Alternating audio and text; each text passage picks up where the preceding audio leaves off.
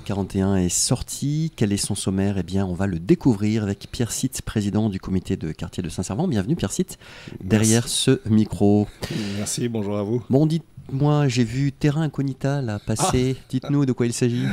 Oui, vous avez vu ça sans doute. Saint-Servant, Terra Incognita, vraiment? Oui, alors évidemment, les Servanais connaissent très bien Saint-Servant, mais lors de l'Assemblée Générale, nous avons insisté sur le fait que du point de vue de la communication, au niveau de la ville notamment, de l'Office du tourisme, etc., au niveau institutionnel, effectivement, Saint-Servant, c'est Terra Incognita.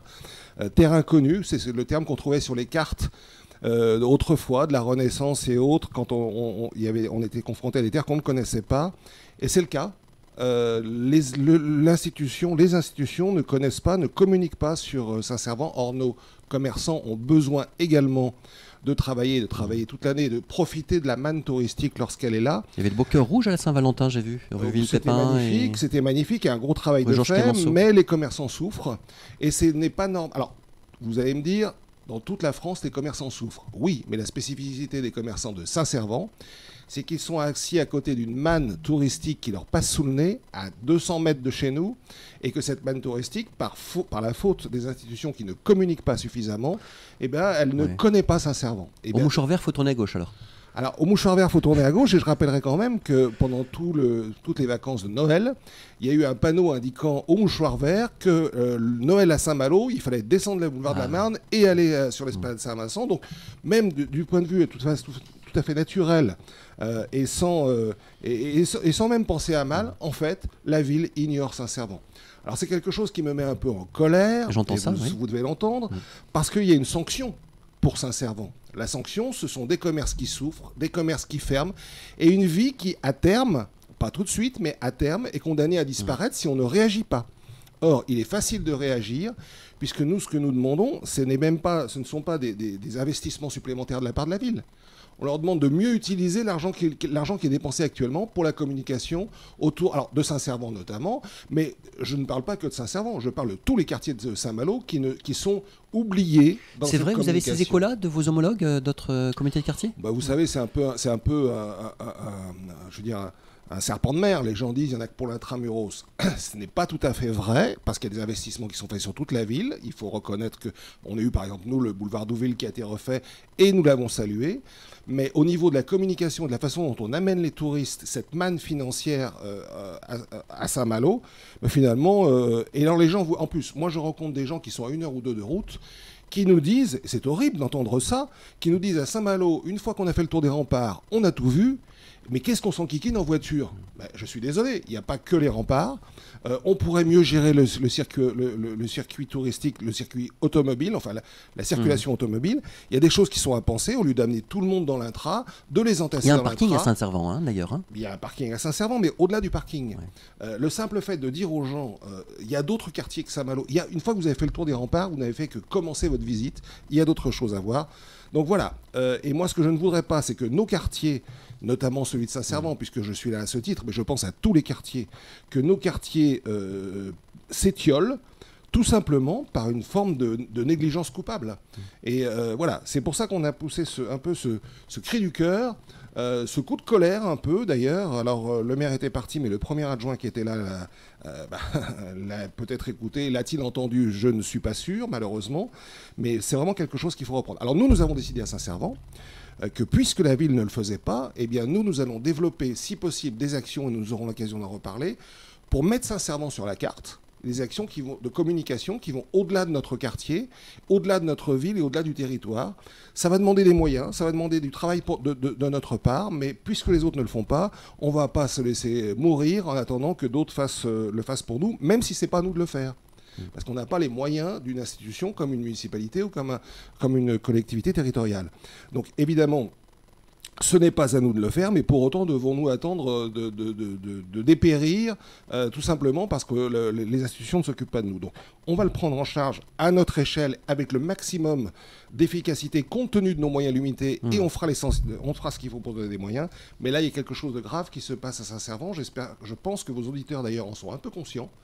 Parce qu'on voit que les commerces, c'est pas ça. En plus, on apprend qu'au niveau commercial, au niveau des grandes surfaces commerciales, on a encore un magasin un magasin qui va s'ouvrir à Saint-Jean-des-Grès sur l'ancien Décathlon, qui est encore une enseigne qui impose ou qui suppose qu'on se déplace en voiture et qu'on aille plutôt acheter ailleurs que... Même s'il y a déjà 2 enseignes, un Paramé dans le quartier de la Gare, pour ne pas la nommer. Mais... Il y a des enseignes qui sont présentes, on en rajoute, au détriment des cœurs de ville. Et une fois qu'on aura des cœurs de ville morts, eh bien, que restera-t-il finalement de notre histoire quand même, ça fait plus de 2000 ans qu'on existe. On va quand même pas se laisser disparaître comme ça, alors que les solutions sont là. Voilà. Donc, coup de colère. Écoutez, je pense que les auditrices et les auditeurs, Pierre Cite, vous auront entendu. Allez, un atelier chocolat pour les enfants. Ah oui, parce que vous le savez, alors là, on passe à des choses beaucoup plus gaies. On a eu un atelier chocolat qui a été réalisé par 2 ateliers, d'ailleurs, à chocolat pendant la période qui précède Noël. Et alors, ça s'est passé, c'était absolument... alors, c'est des petits ateliers, parce qu'on ne peut pas être plus de 8-10, mais franchement, dans une bonne humeur, une bonne ambiance, un plaisir, et puis avec un travail de qualité fait quand même par Nicole Matisse. Alors, Nicole Matisse n'est pas professionnelle, mais elle a baigné dans le chocolat. C'est une fille de chocolatier. Ah oui, voilà. Ses parents tenaient à... et elle a appris le chocolat, elle est née dans le chocolat. Elle a appris à faire des chocolats, elle était toute petite. Et là, pour Pâques, nous nous sommes dit avec Nicole Matisse qu'il serait une bonne idée finalement de faire ça pour les enfants. Alors des choses beaucoup plus simples que celles qui ont été faites pour les adultes, bien évidemment. Mais c'est très facile d'intéresser et c'est facile à faire en étant un petit peu rigoureux, parce que ça ne se fait pas d'un claquement de doigts. C'est un savoir-faire. En étant un peu précis, c'est un savoir-faire, mais c'est pas si compliqué que ça. Et les enfants sont en général ravis d'apprendre ce genre de choses. Et attention, c'est qu'ils vont rapporter les chocolats à la maison pour Pâques et ce ne sont pas les cloches qui vont emmener les chocolats cette année. Dans certaines familles, ce sont les enfants. Donc les fritures, les mendiants, les fours et la pâte d'amande notamment. Voilà. Alors là, il faut... à partir de 7 ans, Pierre Cite. À partir de 7 ans, oui, parce qu'il faut que les enfants soient un petit peu... Alors, il y a une participation aux frais de 5 €. C'est pour l'achat des matières avec lesquelles les enfants vont repartir. D'ailleurs, ils repartiront avec beaucoup plus que 5 € de chocolat dans la poche. Samedi 22 mars 22 mars, voilà. Et sur inscription, puisque le nombre de 10h à midi et demi. Inscription, contact @saint-servant.com. Tout à fait. Pierre Cite, voilà. Alors on va poursuivre avec du théâtre, parce que je sais que vous aimez le théâtre à Saint-Servant, avec Matin Brun. Alors là, sujet qui interpelle. Sujet grave. Ça sera le 28 mars, on anticipe, mais je pense qu'il y aura du monde. Alors Matin Brun, au départ, c'est une très courte nouvelle, 10 ou 11 pages. De Franck Pavlov, oui. De Franck Pavlov, qui raconte finalement comment petit à petit, à force de petits renoncements sans aucune importance, on finit par voir se développer un monde autoritaire. C'est quelque chose qu'on est en train de vivre en plus en direct, avec ce qui se passe aux États-Unis, où on voit par exemple une grande démocratie. On peut pas, c'est vraiment entre autres aux États-Unis, oui. Entre autres, mais une grande démocratie qui, depuis 2 siècles, a même été l'arsenal de la démocratie quand les libertés ont été mises en danger sur notre territoire, mais à l'échelle mondiale. Oui. Et quand on voit que un président petit à petit, par touche, finit par passer outre les règles de la démocratie, les règles constitutionnelles, et ce avec beaucoup de facilité, avec énormément de facilité, eh bien, ça amène à se poser des questions. Cette pièce de théâtre, quelque part, c'est ce sujet-là. Alors, on parle des États-Unis parce que c'est l'exemple d'aujourd'hui, mais il y a d'autres exemples dans le monde. On a vu par exemple qu'en Russie, la démocratie n'a jamais émergé parce qu'on est tout de suite passé dans un libertarisme autoritaire, ce qui est en train de se passer aux États-Unis avec des milliardaires qui prennent le contrôle de l'ensemble de... Alexei Navalny en a fait les frais notamment, mais pour ne citer que lui. Oui. Mais chez nous, quelque part, ouvrons un peu les yeux. Chez nous aussi, il y a des milliardaires qui ont mis la main sur les moyens de communication, les radios, la presse, et qui nous abreuvent qui nous font oublier finalement qu'il faut réfléchir et qu'il faut se poser des questions. Alors cette pièce-là, c'est une pièce à la fois agréable à suivre, douce, sympathique, et en même temps qui amène à se poser beaucoup de questions. Alors évidemment, le texte de la nouvelle a été adapté.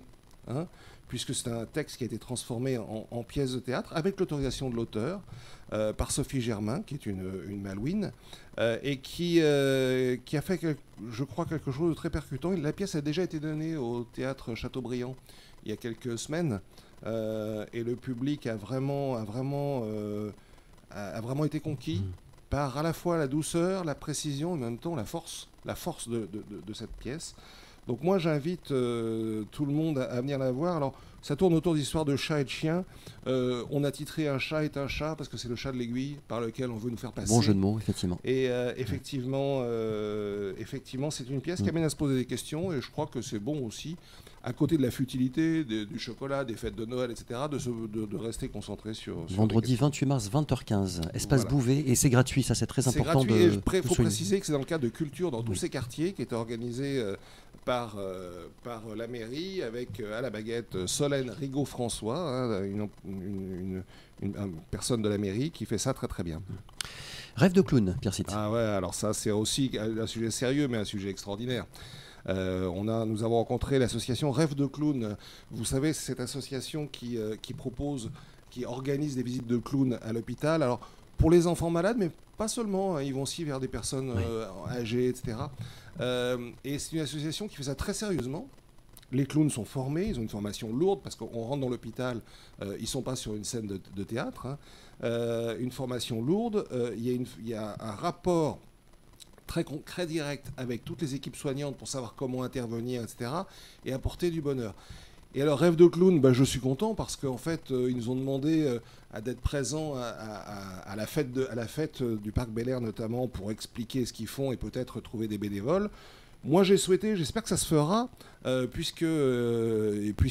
travaille avec des clowns, et bien qu'à la fête du Parc Bel Air, on ait des clowns. Ce sont des clowns professionnels, hein, ce ne sont pas du tout des amateurs, mais des clowns professionnels qui viennent participer, tout en faisant connaître l'association, finalement participer. Voilà. Il y a un appel à bénévolat aussi. Si c'est pour ça, c'est parce qu'en fait, alors le bénévolat, ça peut être beaucoup ou très peu, des fois c'est quelques heures seulement.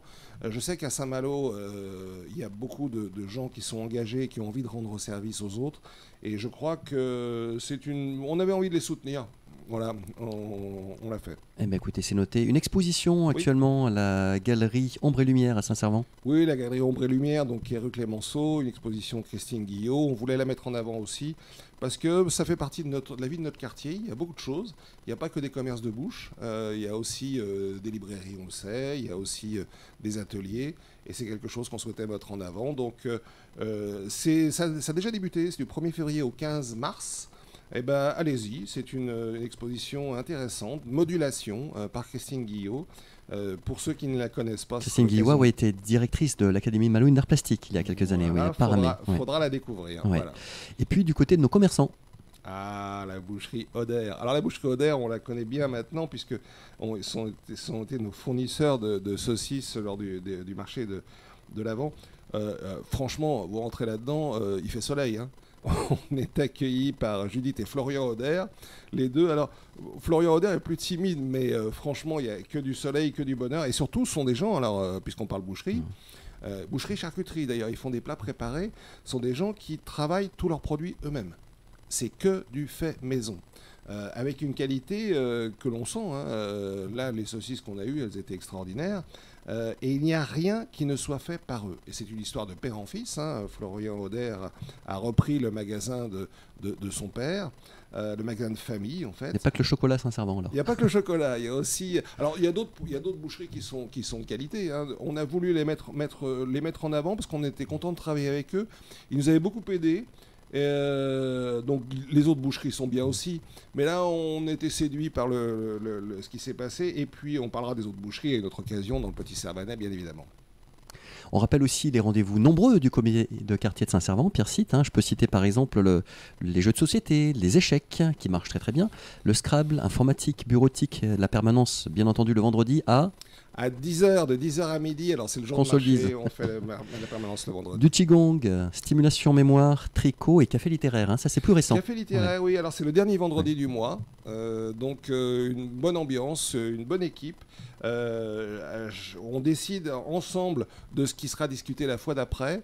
Donc oui, le café littéraire, c'est aussi à mettre en avant. Il n'y a pas que des jeux, on peut aussi s'amuser en réfléchissant.